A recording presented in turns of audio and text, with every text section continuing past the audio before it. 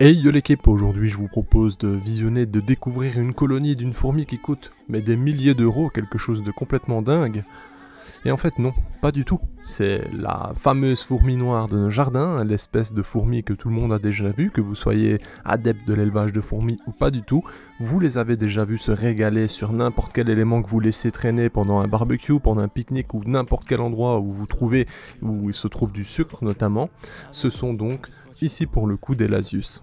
Alors, je ne pourrais même pas vous dire exactement quel Lasius c'est, je n'ai pas cette réponse, il faudrait vraiment regarder en détail pour connaître son identité, parce que souvent, l'erreur qui est faite par de nombreuses personnes, c'est que lorsqu'on trouve des Lasius SP noirs, on a tendance à dire directement Lasius niger, sauf que ce n'est pas le cas bien entendu, il y a de multiples possibilités, d'ailleurs cette reine-ci n'est pas totalement noire, vous allez le voir. Ceci, ce que vous avez sous les yeux, c'est la ponte du jour. Juste du jour, et ce n'est pas fini d'ailleurs. Vous allez vous rendre compte que les Lasius c'est complètement dingue. C'est probablement une des espèces les plus conseillées pour commencer l'élevage de fourmis, parce que vous pourriez la trouver facilement vous-même, et partir de votre propre reine en soi, sans achat, sans quoi que ce soit. Bien entendu, il y a des périodes où on pourrait les trouver, les récolter, notamment en ce moment on peut encore en trouver, même si on arrive tout doucement vers, je vais dire, la fin des semages, bien que cette année est un peu décalée, en vue des pluies, des températures, bref, ça a été un peu bouleversé, mais c'est encore possible de trouver même chez différents particuliers qui vous les échangeront ou les enverront, je pense, même gratuitement, parce que techniquement ça n'a pas vraiment de valeur. Cependant, lorsque vous avez une colonie qui, comme la mienne, comporte des milliers d'individus, enfin des centaines, je vais dire pour l'instant, non, il y a des milliers d'individus très clairement, à ce moment-là, c'est totalement différent. J'entends par là que c'est pas courant. En fait, tout le monde a la possibilité d'avoir une reine, un début de fondation et d'avoir peut-être une centaine d'ouvrières, mais combien de colonies peut-on réellement présenter ou peut-on parler? Enfin, c'est moins courant, donc voilà. Tout ça pour dire que la valeur, c'est vraiment, c'est selon, je veux dire, l'espèce, la quantité, la durée d'existence, d'élevage, enfin bref, on s'en fout en soi, mais c'était une petite anecdote là-dessus, on va dire. Comme vous le voyez, je vais vous montrer galerie par galerie, vous allez vous rendre compte de la population. Ce n'est pas si impressionnant en termes de fourmis, mais regardez le nombre de cocons, de larves, d'œufs, c'est complètement dingue. Alors, je précise tout de même, cette colonie n'est pas de moi. Effectivement, moi j'ai commencé énormément de fondations. Lorsque j'atteins les 150-200 ouvrières, je croise généralement une personne qui commence l'élevage de fourmis et je lui transmets. Et j'ai fait ça de nombreuses fois, c'est ce que j'expliquais aux collègues, je leur disais, en fait j'en ai commencé des milliers. Enfin, façon de parler, mais juste de dizaines, mais à chaque fois qu'il y a un débutant ou que je croise quelqu'un en bourse ou quoi, le premier qui vient, hop, tiens, cadeau, si tu veux commencer réellement, voici un bon début. Mais bon, pour le coup, du coup, ça fait que je n'ai pas de colonie. Maintenant, j'en ai une. Je l'ai pris exprès d'ailleurs pour vous montrer à quoi ressemblait justement une colonie de Lasius qui a un peu plus de 2 ans. Sachez qu'elle n'a juste que 2 ans. Enfin, elle va avoir à la fin de l'année, je pense, sa 3e année. On n'a pas encore désexué. Et d'ailleurs, pour l'anecdote, cette colonie n'a probablement pas été nourri souvent aux insectes parce que le gars chez qui je l'ai repris, qui est de Belgique également, m'a dit que lui c'était gelé uniquement, donc vous voyez les gelai tout simplement, et c'était très bien comme ça, et que pour lui c'était suffisant. Donc je vais suivre ce qu'il fait, j'ai quand même mis 2 blattes aujourd'hui pour vous montrer, et d'ailleurs je me rends compte que certes elles apprécient, mais il n'y a pas un recrutement qui a été énorme sur ces blattes, vous allez le voir. En termes de couvain, c'est complètement dingue, je vous le dis, vous regardez certainement les images en même temps que je vous parle, mais c'est complètement fou en fait. Il y a quoi? On est sur combien de cocos en votre avis? 500, 600, 700 peut-être? Je ne sais pas. Et combien de larves? Je pense la même quantité. Bref, c'est explosif. Alors, connaissant les Lasius, même en nature, lorsque vous trouvez un endroit où elles logent sous juste un paquet ou je sais pas moi, enfin bref, des détritus que l'humain a jetés, il suffit de lever, vous voyez, il y a une tonne de cocons. Mais en vérité, c'est exactement le même en élevage, c'est complètement dingue. Sachant que les conditions étaient simples, température ambiante, pas besoin de se prendre la tête, nourriture comme je vous le dis avec des gelées. Moi j'ai rajouté un abreuvoir par sécurité, mais le système du nid est plutôt bien fait, c'est-à-dire que les réserves, enfin vous avez vu, il y a des interstices au milieu qui permettent d'introduire de l'eau, et ça nourrit, enfin ça se diffuse, je vais dire, sur 4 petits champignons, j'ai envie de dire, même si ce n'est pas le cas, qui transmettent l'eau et sur lesquels elles peuvent boire. Donc franchement, ce nid en acrylique que je ne connaissais pas du tout est vraiment fonctionnel, je suis assez étonné. Donc voilà, j'ai récupéré cette colonie aussi pour la présenter en bourse parce que je trouve que comme introduction dans l'élevage de fourmis, c'est plutôt intéressant de montrer ce que c'est une colonie de fourmis noires du jardin, si je puis dire, hein, et d'en parler justement, de voir comment ça peut évoluer, comment ça peut grandir, etc. etc. Ce n'est pas dit que je vais la garder extrêmement longtemps, ça c'est clair, parce que vu que c'est déjà une très grande colonie, enfin façon de parler, hein, ça se tient sans problème, hein, je rajoute la même dimension de nid juste au-dessus, et voilà, ça prend pas plus de place, vous voyez l'idée. Mais c'est surtout dans un but éducatif que je l'ai récupéré pour les expositions et pour en faire des vidéos également.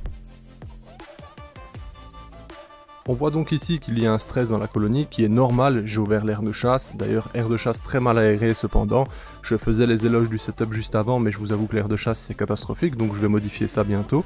Cependant ce qu'on voit lorsqu'il y a du stress c'est que c'est protégeons la reine avant tout, donc on voit il y a vraiment un très grand nombre d'ouvrières qui viennent entourer la reine pour éviter qu'il y ait un quelconque problème sur cette petite reine. D'ailleurs autre chose qu'on verra de nouveau dans les images bientôt, la reine n'est pas tellement grande, mais vous avez vu la quantité d'œufs qu'elle peut pondre par jour, c'est affolant. Et dites-vous que ça peut être le cas sur énormément de fourmis. Donc il y a beaucoup d'espèces qui, arrivent à un certain, je vais dire un certain nombre d'ouvrières dans la colonie, peut vraiment mener à des quantités complètement folles. C'est pour ça que dans les débuts, on se dit souvent, voilà, c'est un peu lent, on a l'impression que c'est lent, mais au final, c'est loin d'être le cas. C'est juste que les choses se font petit à petit. Généralement, quand on a une fondation, on voit le pont, allez on a, je sais pas moi ça dépend lesquels, mais ça dépend quelle espèce, mais chez les campos on a de 3 à 15 ouvrières pour les plus, je veux dire les plus efficaces. On a parfois un peu moins, chez les Lasius on peut avoir une première génération jusqu'à 20-25 ouvrières. Mais ensuite, en fait, je veux dire c'est un cycle qui est parfaitement réfléchi, j'ai envie de dire, parce qu'elles commencent avec leurs propres ressources, leurs propres réserves, et même si en élevage vous leur apportez un peu plus de liquide sucré, de nourriture, etc., elles ne pondent pas plus pour autant dans les premiers instants. C'est seulement lorsque la colonie est établie que là, vraiment, la reine devient juste une usine à pondre, et son seul rôle, dans tous les cas, hein, son seul rôle du début à la fin, c'est de faire prospérer sa propre colonie et d'avoir de plus en plus d'ouvrières, très clairement. Ce qui est intéressant, ce qu'il faut noter aussi, c'est qu'en nature, bien entendu, à chaque expédition, le matin ou à toute heure de la colonie, il y a forcément des individus qui ne rentreront jamais. Un simple exemple, si on a 1000 ouvrières qui sortent pour aller chercher et collecter de la nourriture et autres, il est fort probable que dans le lot, on en ait peut-être 150-200 qui ne reviendront pas sur cette journée, qui seront l'alimentation de divers animaux, même parfois d'autres fourmis, bref, vous voyez l'idée. En élevage, effectivement, on n'a pas ce problème. Donc c'est vrai que les colonies peuvent grandir parfois plus vite, à savoir que si on doit comparer l'évolution en nature et l'évolution en élevage, la nature est quand même nettement plus rapide. Comment l'expliquer, il y a tellement d'éléments qui rentrent en compte, notamment l'apport de nourriture, hein, parce que nous, on nourrit certes, on pense bien nourrir nos colonies, mais pour moi, mon avis personnel, c'est qu'on les sous-nourrit, hein, très clairement. Un simple exemple, nous, on part du principe que pour ne pas avoir de reste de blattes, etc., chez certaines, on se dit, voilà, si elles laissent une partie de la blatte, c'est qu'elles ont consommé suffisamment de protéines. Or que non, certaines sont juste sélectives. Pour exemple, je reprenais toujours cet exemple, mais j'ai vu sur une heure plus ou moins sur une colonie de Formica, elle rentrait une centaine d'insectes sans problème. Forcément, elles vont être sélectives sur l'insecte, c'est-à-dire qu'il y a des parties plus nobles, comme pour nous dans la viande, entre guillemets, et des parties qui sont plus grasses qu'on ne souhaite pas spécialement manger. Les fourmis, c'est pareil, donc il y a des choses à prendre en compte. Maintenant, bon, est-ce qu'on fait mal les choses? De toute façon, j'ai envie de dire, et à nouveau, c'est mon avis, c'est une passion qui reste un peu égoïste. Moi, ce qui permet de me réconforter, c'est que lorsque je ramasse une reine d'un essaimage, je me dis dans la tête que seulement 5%, et parfois même moins, vont survivre à cet essaimage et peut-être prospérer par la suite, sachant que même lorsqu'elles sont installées, elles peuvent encore avoir des pertes ou tout simplement subir le raid d'un voisin, bref. Donc voilà, je me dis, bah tiens, j'en ai sauvé une aujourd'hui et je vais la faire prospérer. C'est une petite façon de me dire, bon, ça va, t'es pas si égoïste que ça. Au final, tu vas les rendre peut-être heureuses et leur trouver un bon setup pour qu'elles soient bien. Enfin voilà. En tout cas, je suis ravi de vous présenter cette colonie. C'est une opportunité qu'on ne voit jamais.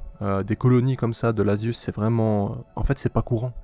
En fait, c'est ça qui est anecdotique, c'est que c'est vraiment courant. Il y en a partout, en Belgique, en France, en Suisse, partout en Europe.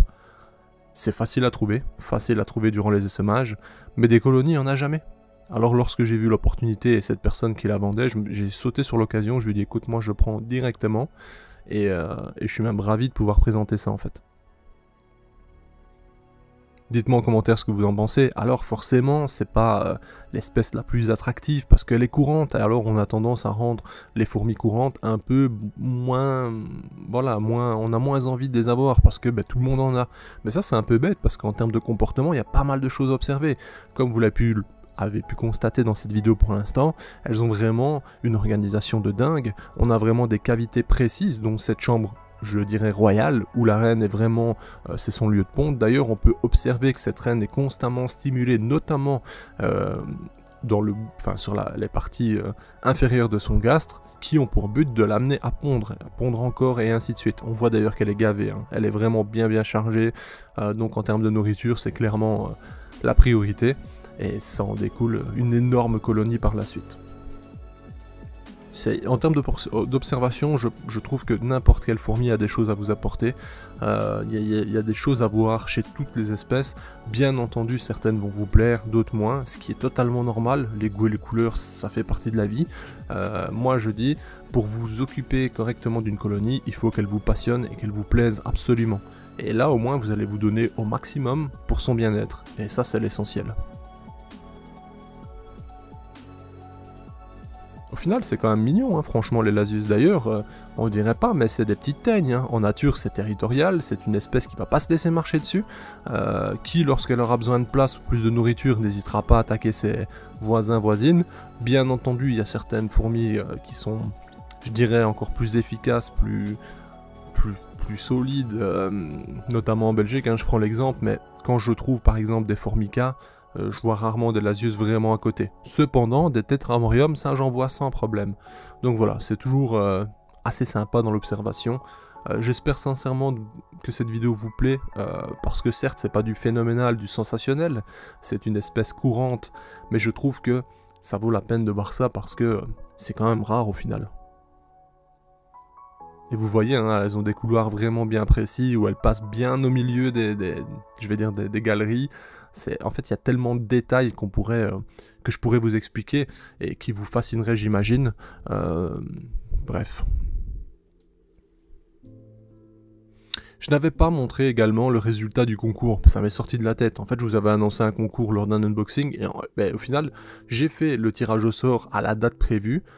Sauf que j'ai oublié de le publier, donc je vous le mets en fin de vidéo. Sachez que j'ai contacté immédiatement le gagnant parce que en fait sur l'application il y a une option qui permet de revenir sur le commentaire YouTube direct sur la chaîne, et donc je lui ai écrit un message, vous pouvez aller vérifier si vous le souhaitez, lui disant ok t'es le vainqueur, contacte-moi, et le gars il a directement réagi, donc en fait le lundi même je lui ai envoyé son colis. Enfin voilà. Sur ce, je vous remercie d'avoir regardé cette vidéo. Vous avez donc le vainqueur du précédent concours en fin de vidéo. C'est un détail, hein, dans tous les cas, vous avez compris que vous n'avez certainement pas gagné. Peut-être une prochaine fois, rassurez-vous, hein, j'essaierai de vous régaler.